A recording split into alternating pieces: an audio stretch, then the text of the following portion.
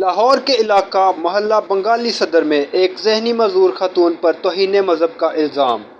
4 جون 2024 کو مسیحی بستی بیل احاطہ کی ایک دکان پر ذہنی معذور مسیحی خاتون جمیلہ بی بی شیمپو لینے گئی، جہاں دکاندار آصف علی نے اس ذہنی معذور خاتون پر الزام لگایا کہ اس نے میری دکان میں لکھے اسلامی کلمات دیکھ کر نامناسب الفاظ بولنا شروع کر دیے، جس پر ہمسایہ دکانوں کے مالکان اور مشتعل ہجوم اکٹھا ہونا شروع ہو گیا تاکہ اس خاتون کو قتل کر سکیں۔ ہجوم میں سے کسی نے 15 پر کال چلائی، جس پر پولیس بروقت موقع پر پہنچی اور اس ذہنی معذور جمیلہ بی بی کو گرفتار کر لیا گیا۔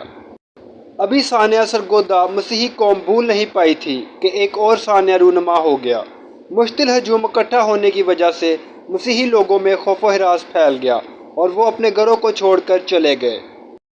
خاتون جمیلہ بی بی پر توہین رسالت کے الزام میں 295(c) کے مقدمہ کے اندراج کے بعد علاقہ میں مسیحی آبادیوں میں امن و امان کی صورتحال خراب ہے۔